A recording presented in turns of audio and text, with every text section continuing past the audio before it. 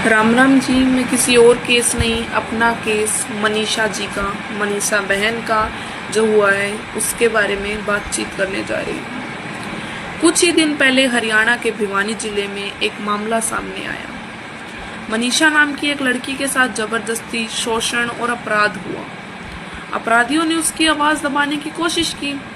सोचिए, एक बेटी जो अपने सपनों के साथ जी रही थी अचानक ऐसे दरिंदों का शिकार बन गई। ये घटना बताती है कि कानून बने हैं लेकिन उसका डर अपराधियों के मन में गायब है।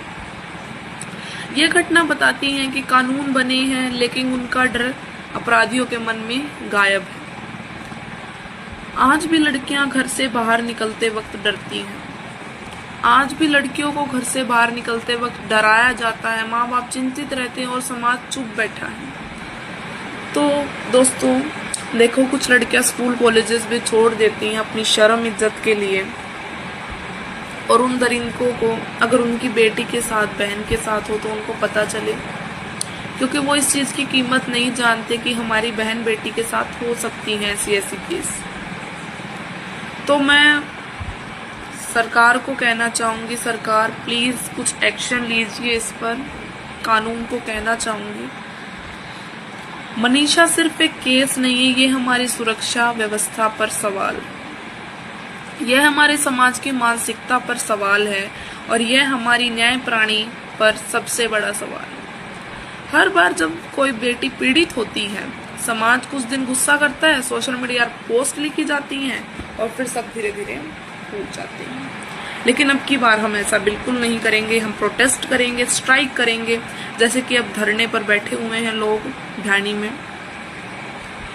लेकिन अपराधी नहीं भूलते, वो और हिम्मती हो जाते हैं। अपराधी इन केसेस को नहीं भूलते, वो और ज्यादा हिम्मतवान बनते हैं कि किसी ने हमें कुछ कहा ही नहीं, हम तो ऐसे ही करेंगे। क्या हम सिर्फ मोमबत्तियां जलाने के लिए बने हैं? जैसे हमने कोलकाता केस में पीछे मोमबत्तियां जलाई थी, क्या हम मोमबत्तियां जलाने के लिए, क्या हम एक्शन नहीं ले सकते कुछ? या हमें ये सुनिश्चित करना होगा कि हर बेटी बिना डर के जी सके? सबसे पहले अगर ये काम किसी मंत्री की बेटी के साथ हुआ होता ना, तो भाई साहब अभी तक इसका फैसला हो चुका होता। 1 हफ्ते से ज्यादा हो चुका है, और भाई बहुत दुखद घटना है।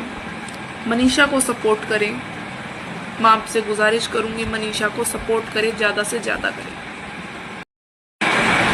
राम राम दोस्तों, अगर वीडियो आपके पास आ गई है तो इसको जरूर एंड तक देखना, क्योंकि इस वीडियो में मैं आपको आज मनीषा मर्डर केस के बारे में बताऊंगी। दोस्तों आज हम बात करने वाले हैं उस दर्दनाक घटना के बारे में जिसके पूरे हरियाणा ही नहीं बल्कि पूरे भारत को झकझोर दिया। यह कहानी है मनीषा बहन की, जिसके साथ इंसानियत को शर्मसार कर देने वाला अपराध हुआ है। आज हम सिर्फ एक केस नहीं बल्कि पूरे समाज का आईना देखने वाले हैं।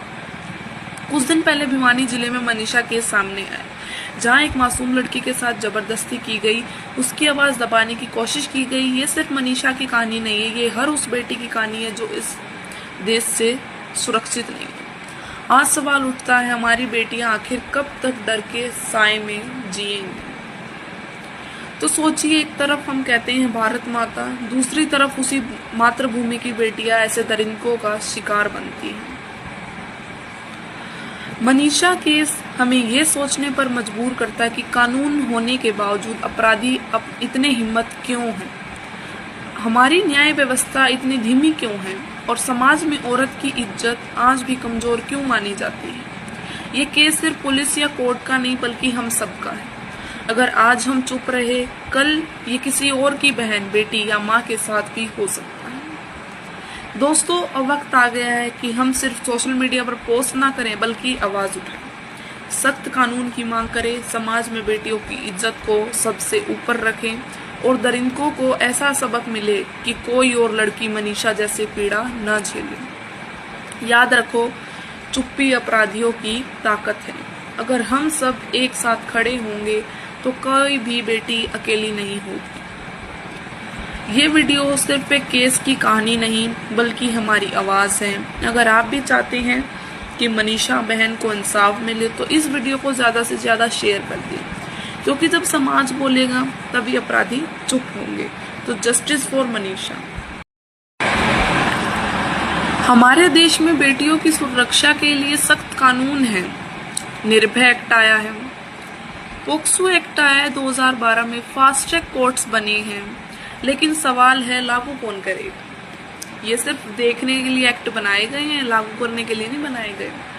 ये हम सब जानते हैं और समाज में देखने लग गए हैं। अब ये चीजें बहुत बढ़ चुकी हैं, ये सहन करने के लिए नहीं है। बहुत ज्यादा दुखद घटना है ये हमारी बहन मनीषा के साथ क्या हुआ। आप सभी ने सोशल मीडिया पे देखा होगा, हर छिकारा भाई बहुत सपोर्ट कर रही हैं। मैं भाई के साथ हूँ, भाई रिक्वेस्ट करती हूँ आपसे जरूर इसका कुछ हल करें। कैसा सालों तक खींचते हैं, कोर्ट क्या करती है, लेकिन सवाल है लागू कौन करेगा। कैसे सालों तक खींचते हैं, पता है, केस पे केस, केस पे केस।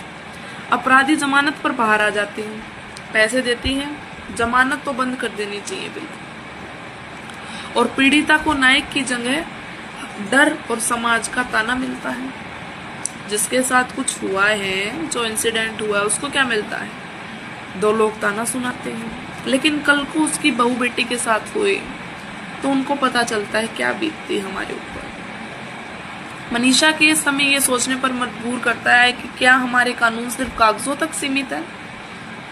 क्या समाज अपराधियों से ज्यादा पीड़ित को जज करता है। जब तक अपराधी को सजा जल्दी और कड़ी नहीं मिलेगी तब तक ये घटनाएं रुकेंगी नहीं। कड़ी सजा दीजिए, बहुत ज्यादा कड़ी। दोस्तों सोचिए, अगर मनीषा आपकी बहन होती, आपकी बेटी होती, तो आपका दिल कैसे हालत में होता। सपोज करिए दोस्तों, जो मेरी वीडियो देख रहा है, तो क्या करते। यह दर्द सिर्फ एक परिवार का नहीं बल्कि पूरे समाज का है, क्योंकि बहू बेटी उनकी भी है। डर लगता है बाहर जाने में। हम सबकी जिम्मेदारी है कि अपनी बेटियों को मजबूत बनाना, समाज में औरत की इज्जत को सर्वोच्च स्थान देना और अपराधियों को डराने वाला माहौल बनाना। क्योंकि अगर आज हम चुप रहे तो कल ये किसी और के साथ हो सकता है, और चुप्पी अपराधियों की सबसे बड़ी ताकत है। अब वक्त आ गया है कि हम सोशल मीडिया पर सिर्फ पोस्ट ना करें बल्कि वास्तविकता पर कदम उठाएं। सरकार और प्रशासन से तेज न्याय की मांग करें, समाज में बेटियों की सुरक्षा को लेकर जागरूकता फैलाएं और एक आवाज से बोले, मनीषा को इंसाफ दो। याद रखो दोस्त, जब जनता बोलती है तब व्यवस्था हिलती है। ये वीडियो सिर्फ एक कहानी नहीं है बल्कि हमारी जिम्मेदारी है। अगर आप भी चाहते हो मनीषा जैसी किसी बेटी के साथ फिर ऐसा ना हो तो इस वीडियो को ज्यादा से ज्यादा शेयर कर दो। Justice for Manisha.